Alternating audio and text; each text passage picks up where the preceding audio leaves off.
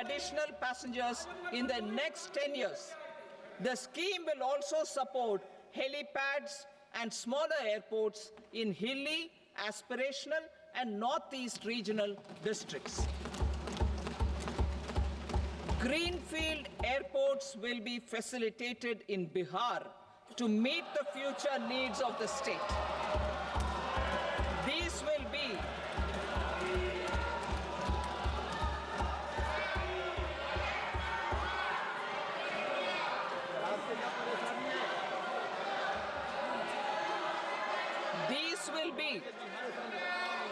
will be in addition to the expansion of the capacity of Patna Airport and a brownfield airport in Beta. Western Kosi Canal project in Mithilanchal. Financial support will be provided for the Western Kosi Canal ERM project, benefiting a large number of farmers, cultivating over 50,000 hectares of land in the Mithilanchal region of Bihar. Mining sector reforms.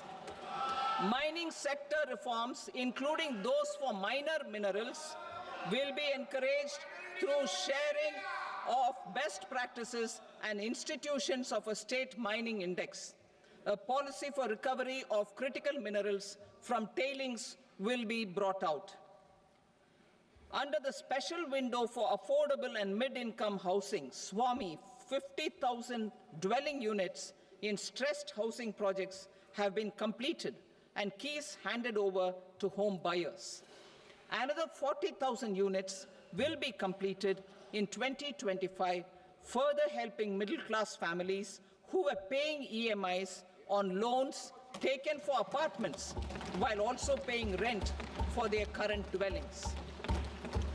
Building on this success, SWAMI Fund 2 will be established as a blended finance facility with contribution from the government, banks and private investors. This fund of 15,000 crore rupees will aim for expeditious completion of another 1 lakh units.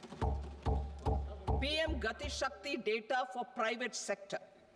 For furthering PPPs and assisting the private sector in project planning, access to relevant data and maps from the PM Gati Shakti portal will be provided. Tourism for employment-led growth. Top 50 tourist destination sites in the country will be developed in partnership with states through a challenge mode. Land for building key infrastructure will have to be provided by the states. Hotels in these destinations will be included in the infrastructure harmonized list. The following measures will be taken for facilitating employment-led growth. Organizing intensive skill development programs for our youth, including in institutes of hospitality management. Providing mudra loans for homestays. Improving ease of travel and connectivity to tourist destinations. Providing performance-linked incentives to states for effective destination management, including tourist amenities, cleanliness, and marketing efforts. And introducing streamlined e-visa facilities along with visa fee waivers for certain tourist groups. Continuing with the emphasis on places of spiritual and religious significance, in the July budget, there will be a special focus on destinations related to the life and times of Lord Buddha. Medical tourism and heal in India. Medical tourism and heal in India will be promoted in partnership with the private sector, along with capacity building and easier visa norms. Investing in innovation. To implement private sector-driven research, development, and innovation initiatives announced in the July budget, I am now allocating 20,000 crore rupees for this purpose. A A deep tech fund of funds will also be explored to catalyze the next generation startups as a part of this initiative. In the next 5 years, under the PM Research Fellowship Scheme, we will provide 10,000 fellowships for technological research in IITs and IISc with enhanced financial support. The second gene bank with 10 lakh germplasm lines will be set up for future food and nutritional security.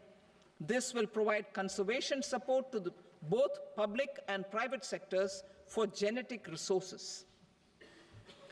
We will start a national geospatial mission to develop foundational geospatial infrastructure and data.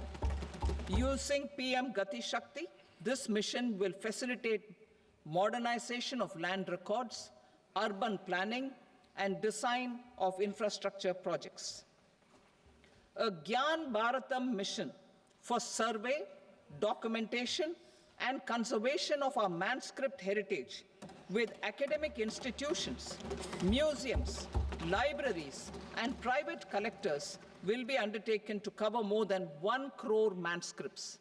We will set up a national digital repository of Indian knowledge systems for knowledge sharing. Now I move to exports as the fourth engine. We will set up an export promotion mission with sectoral and ministerial targets driven jointly by the Ministries of Commerce, MSME, and Finance. It will facilitate easy access to export credit, cross-border factoring support, support to MSMEs to tackle non-tariff measures in overseas markets. A digital public infrastructure, Bharat Trade Net, for international trade will be set up as a unified platform for trade documentation and financing solutions. This will complement the Unified Logistics Interface platform. The BTN will be aligned with international practices. Support will be provided to develop domestic manufacturing capacities for our economy's integration with global supply chains. Sectors will be identified based on objective criteria. Facilitation groups with participation of senior officers and industry representatives will be formed for select products and supply chains. Through this, there are huge opportunities related to Industry 4.0, which needs high skills and talent. Our youth have both. Our government will support the domestic electronic equipment industry to leverage this opportunity for the benefit of our youth. A national framework will be formulated as guidance to states for promoting global capability centers in emerging Tier 2 cities. This will suggest measures for enhancing availability of talent and infrastructure, building bylaw reforms, and mechanisms for collaboration with industry. Our government will facilitate upgradation of infrastructure and warehousing for air cargo, including high-value perishable horticultural produce. Cargo screening and customs protocol will be streamlined and made user-friendly. Reforms as the fuel. Over the past 10 years, our government has implemented several reforms for convenience of taxpayers, such as faceless assessment, 2, taxpayer charter, 3, faster returns, 4, almost 99% returns being on self-assessment, and 5, Vivad Se Vishwas scheme.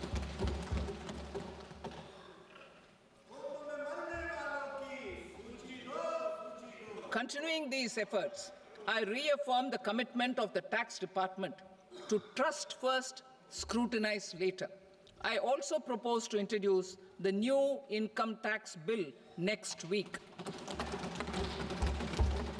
I will detail the indirect tax reforms and changes in direct taxes